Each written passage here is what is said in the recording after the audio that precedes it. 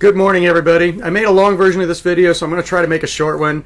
First thing, make sure you donate at nickmyers.us to my campaign. Got to have $180 or less from a whole bunch of people. Please make sure you go do that. Also, we got to still have signatures, tons and tons of signatures. Get all your friends and family. Go to nickmyers.us and sign my petition. While you're there, go ahead and sign Kevin's as well. So, I was asked to make this video about this, what's it called? The Bipartisan Infrastructure Investment and Jobs Act that was passed on Wednesday at the federal government level. In a nutshell, they're going to use about $205 billion of COVID relief dollars, $53 billion of state-returned unemployment insurance, $49 billion in Medicare, which is basically taking prescription drugs from senior citizens, $56 billion in speculated growth, so money that we don't have yet, and $28 billion in taxing cryptocurrency, so that's a new tax. They're going to use all of that money to further their Green New Deal style energy rules.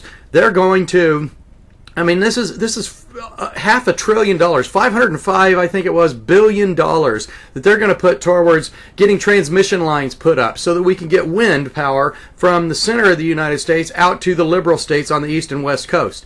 They're going to do a lot of speculative type of demonstration facilities, I think they were called. Things like hydrogen power, which, you know, they're going to put $8 billion to 4 separate hydrogen power demonstration facilities, and another $1 billion in trying to figure out how we can commercialize the electrolysis process, which, by the way, for years, garage scientists have been doing, hooking it up to their cars, things of that nature, and figuring out that it really sucks. So you've got Americans that have already said this isn't going to work, very likely. It's way too expensive. It takes a lot of energy to create this hydrogen, but we're going to spend $1 billion from the federal government to prove that.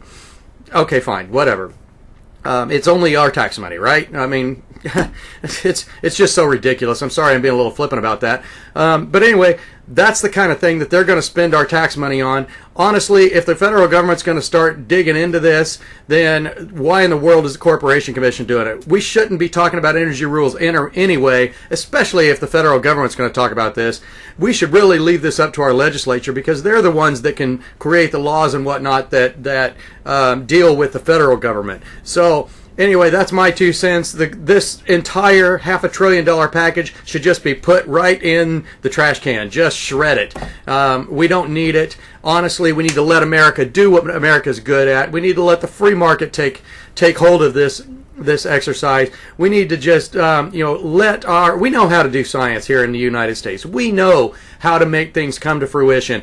Let's let that happen. Quit spending billions of dollars of taxpayer money on companies that basically you're showing favoritism to these companies. You're showing favoritism to states by doing this type of thing. There are certain states that don't want anything to do with this kind of stuff, and I really think that we should just allow, you know, the American way to do this. We got $15 billion in electrifying school buses, for Pete's sake, but they're only spending $6 billion in nuclear technology. How in the world are you going to power these buses if you don't have a solid electrical infrastructure?